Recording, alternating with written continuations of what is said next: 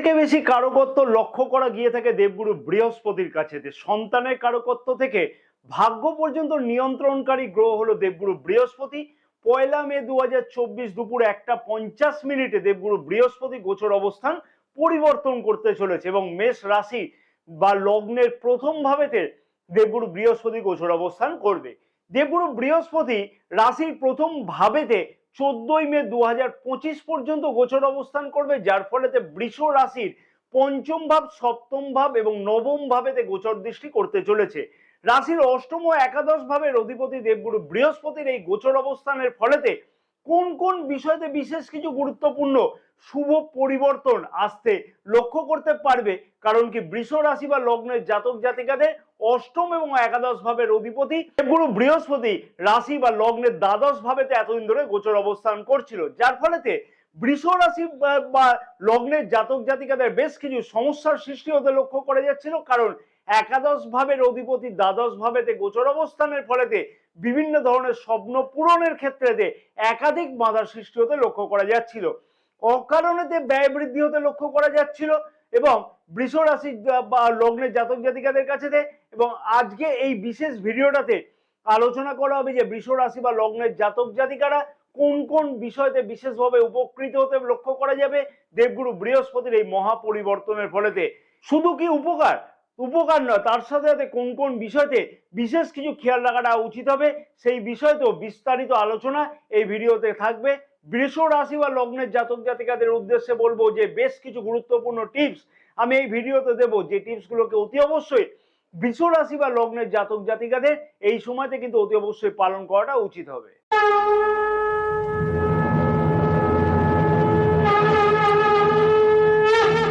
নমস্কার প্রিয় দর্শক বন্ধুগণ, আমি শ্রী পরাশর তোমাদের সকলকে জানাই সাদর অভ্যর্থনা তোমাদের প্রিয় চ্যানেল দ্য ডাইরেকশন অফ ডেস্টিনিতে। আশা করছি প্রিয় দর্শক বন্ধুগণ সকলেই তোমরা বেশ ভালোই আছো। ভিডিও শুরুর পূর্বে ছোট্ট একটি অনুরোধ আমি প্রিয় দর্শক বন্ধুগণের কাছে করব, যাদের এই চ্যানেলটা এখনো পর্যন্ত সাবস্ক্রাইব করা নেই তাদেরকে অনুরোধ করবো যে চ্যানেলটাকে সাবস্ক্রাইব করে নেওয়ার জন্য। এখনো পর্যন্ত 83% প্রিয় দর্শক বন্ধুগণ ভিডিও দেখছে কিন্তু চ্যানেলটাকে সাবস্ক্রাইব করতে ভুলে যাচ্ছে। ফেসবুক পেজে যারা এই ভিডিওটি দেখছে তাদেরকে অনুরোধ করবো যে পেজটাকে ফলো করে রাখবার জন্য। এইরকম ধরনের গুরুত্বপূর্ণ ভিডিও কিন্তু প্রতিদিন সন্ধ্যা 6টার সময় আপলোড করা হয়ে থাকে। প্রথমেই কিন্তু একটা প্রশ্ন করব বৃষ রাশি বা লগ্নের জাতক জাতিকাদের, যে প্রশ্নের উত্তর অতি অবশ্যই কমেন্টসে দিলে খুব ভালো হয়। একাদশ ভাবের অধিপতি দ্বাদশ ভাবেতে গোচর অবস্থানের ফলেতে বেশ কিছু পরিমাণে ব্যয় অকারণেতে বৃদ্ধি পেতে লক্ষ্য করা যাচ্ছিল কিনা। প্রশ্নের উত্তরটা অতি অবশ্যই কিন্তু দিলে খুব ভালো হয় কমেন্টসে। অনেক সময়তে এইরকম লক্ষ্য করতে পারছিলে কিনা তোমরা যে তোমাদের কোনো ধরনের স্বপ্ন পূরণের ক্ষেত্রে একাধিক বাধা আসা, অথবা চাকুরি বা কর্মক্ষেত্রে পদোন্নতি একাধিক বাধা সৃষ্টি হয়। কারণ প্রিয় দর্শক বন্ধুগণ, একাদশ ভাবের অধিপতি দেবগুরু বৃহস্পতি রাশির দ্বাদশ ভাবেতে এপ্রিল মাস পর্যন্ত গোচর অবস্থান করছিল, তার ফলেতে কিন্তু বেশ কিছু সমস্যার অকারণেতে সৃষ্টি হতে লক্ষ্য করা যাচ্ছিল বৃষ রাশি বা লগ্নের জাতক জাতিকাদের ক্ষেত্রেতে। দ্বাদশ ভাবেতে দেবগুরু বৃহস্পতির এই গোচর অবস্থানের ফলেতে অকারণেতে পদোন্নতি বা পদ পরিবর্তনের বিভিন্ন রকমের বাধার কিন্তু সৃষ্টি হতে লক্ষ্য করা যাচ্ছিল। বিলাসদ্রব্য সংক্রান্ত বেশ কিছু ব্যয় কিন্তু অকারণেতে লক্ষ্য করা যাচ্ছিল, যেটা কিন্তু তুমি হয়তো কন্ট্রোল করবার চেষ্টা করছিলে কিন্তু কোনো কারণে সেই ব্যয়টাকে কন্ট্রোল হতে লক্ষ্য করা যাচ্ছিল না। অযাচিত ব্যয় কোনো না কোনো কারণে কিন্তু বৃদ্ধি পাচ্ছিল। রাশির বা লগ্নের প্রথম ভাবেতে দেবগুরু বৃহস্পতির এই গোচর অবস্থানের ফলেতে কিন্তু বৃষ রাশি বা লগ্নের জাতক জাতিকাদের ব্যয় সংকোচনের দিক থেকে কিন্তু অনেক কিছু বেশি পরিবর্তন আসতে লক্ষ্য করা সম্ভব হতে চলেছে মে মাস থেকে।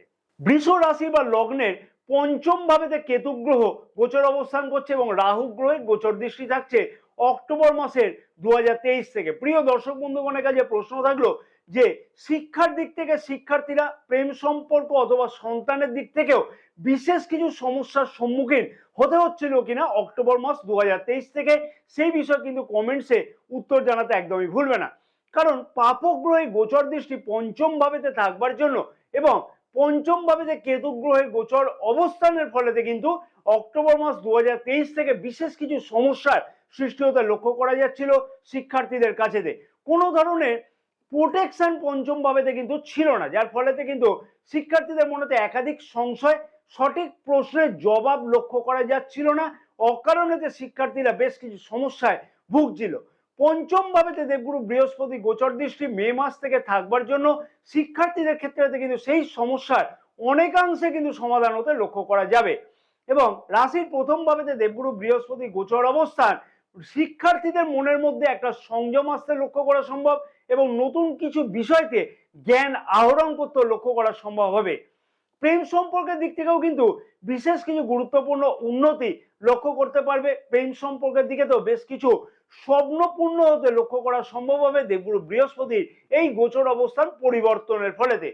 যে সকল জাতক জাতিকা কোনো ফ্যামিলি প্ল্যান করবার জন্য চিন্তা ভাবনা করছিল তাদের ক্ষেত্রে কিন্তু দেবগুরু বৃহস্পতি এই কারকত্ব কাজে আসতে লক্ষ্য করা যাবে আগামী মে মাস থেকে। সন্তানের কেরিয়ার সম্পর্কে যে সকল জাতক জাতিকা কোনো ধরনের চিন্তায় ছিল অথবা সন্তানের সাথে অযথা সম্পর্কে অবনতি হচ্ছিল সেই সকল জাতক জাতিকাদের কাছে কিন্তু বেশ কিছু গুরুত্বপূর্ণ সুবর্ণ সুযোগ আসতে লক্ষ্য করা সম্ভব হবে আগামী মে মাস থেকে।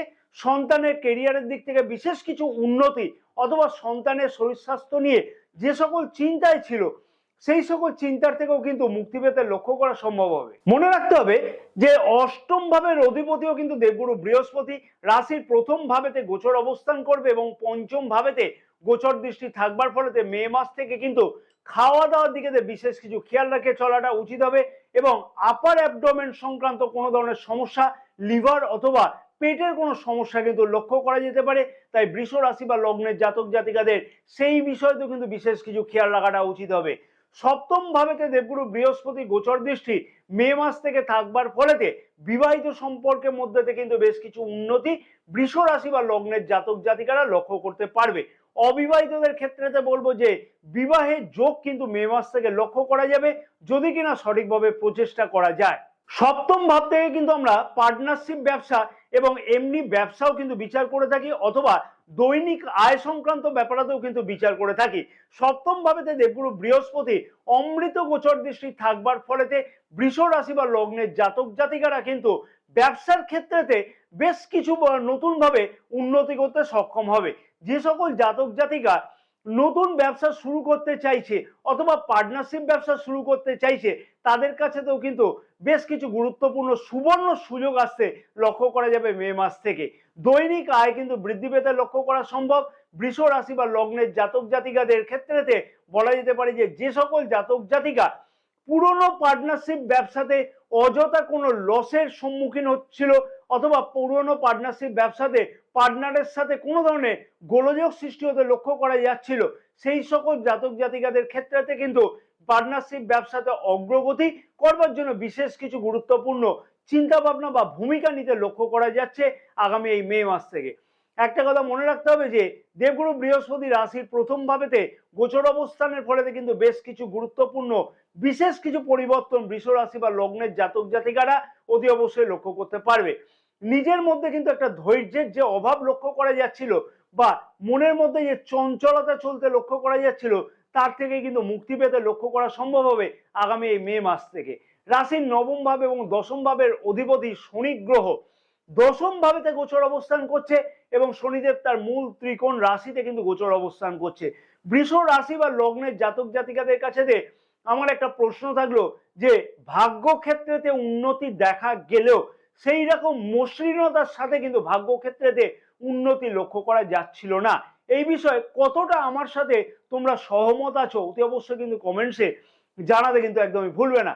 কারণ শনি মানেই হচ্ছে শনয় শনয়, অর্থাৎ সবকিছু কাজেতে কিন্তু বাধাগ্রস্ত হয়ে তারপরে কিন্তু কাজের সফলতা আসতে লক্ষ্য করা যাচ্ছিল। দেবগুরু বৃহস্পতির নিচ রাশি হলো মকর রাশি এবং মকর রাশিতে কিন্তু দেবগুরু বৃহস্পতি গোচর দৃষ্টি মে মাস থেকে থাকবে। তার ফলে বলা চলে যে কর্মক্ষেত্রে বা ভাগ্য দ্বারা যে সকল কাজ নিয়ন্ত্রিত সেই সকল কাজেতে কিন্তু যথেষ্ট পরিমাণে গতি আসতে লক্ষ্য করা সম্ভব মে মাস থেকে। তবে এই কথা কিন্তু একদমই বলবো না যে আমি যে দুর্দান্ত কোনো পরিবর্তন ভাগ্য ক্ষেত্রেতে লক্ষ্য করা যাবে, কিন্তু যেহেতু ভাগ্যেরও কারক গ্রহ দেবগুরু বৃহস্পতি এবং একাদশ ভাবের অধিপতি দেবগুরু বৃহস্পতি তাই বেশ কিছু গুরুত্বপূর্ণ পরিবর্তন কিন্তু ভাগ্য ক্ষেত্রেতে অতি অবশ্যই লক্ষ্য করা সম্ভব হবে।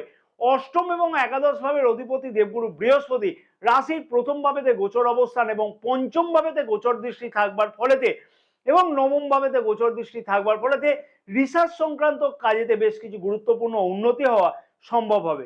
যে সকল জাতক জাতিকার রিসার্চ সংক্রান্ত কাজের সাথে যুক্ত হতে চাইছে তাদের ক্ষেত্রে কিন্তু বেশ কিছু গুরুত্বপূর্ণ উন্নতি লক্ষ্য করতে পারবে।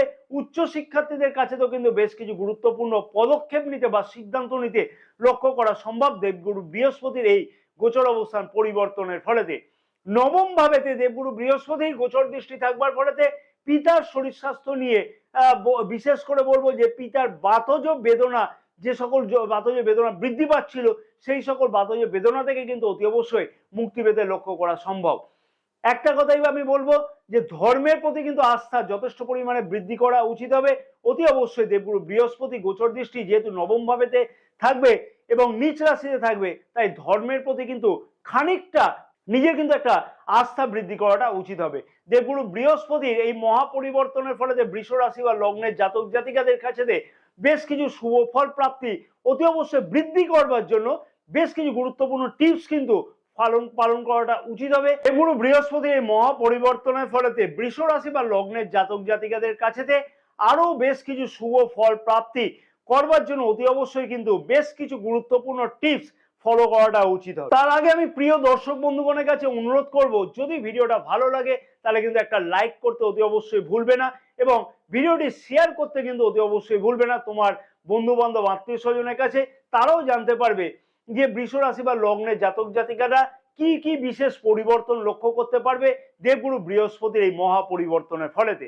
যারা দৈনিক রাশিফল সম্পর্কে জানতে আগ্রহী তাদেরকে বলবো যে এই ভিডিও ডেসক্রিপশন বক্সে টেলিগ্রাম চ্যানেলের লিংক দেওয়া আছে, সেই টেলিগ্রাম চ্যানেলটিকে যদি সাবস্ক্রাইব করো তাতে কিন্তু দৈনিক রাশিফল প্রতিদিন কিন্তু প্রকাশ করা হয়ে থাকে। ধর্মস্থানেতে যে টিপসগুলোকে কিন্তু পালন করা উচিত বৃষ রাশি বা লগ্নের জাতক জাতিকাদের, ধর্মস্থানেতে কিন্তু যাতায়াত করা উচিত হবে এবং ধর্মের প্রতি কিছু করবার জন্য কিন্তু বিশেষ কিছু উচিত হবে এবং ধর্মস্থানেতে কিছু দান করা নিজের সামর্থ্য অনুযায়ী সেটা কিন্তু অতি অবশ্যই উচিত হবে। দেবগুরু বৃহস্পতি বীজ মন্ত্র কিন্তু প্রতিদিন 108 বার করে নির্দিষ্ট সময়তে জপ করো। ওম গ্রাং গ্রিং গ্রোং স গুরবে নমঃ। এই টিপসগুলোকে যদি ফলো করা যায় তাহলে দেবগুরু বৃহস্পতির কাছ থেকে যে উচিত ফলগুলি আমরা আশা করছি সেই ফলগুলোকে কিন্তু অত্যধিক পরিমাণে বৃদ্ধি করতে সক্ষম হবে। জয় মাতারা। বৃষ রাশি বা লগ্নের জাতক জাতিকাদের সমস্ত মনোভীষ্ট কামনা যেন পূর্ণ হয়ে থাকে দেবগুরু বৃহস্পতি এই মহা পরিবর্তনের ফলেতে।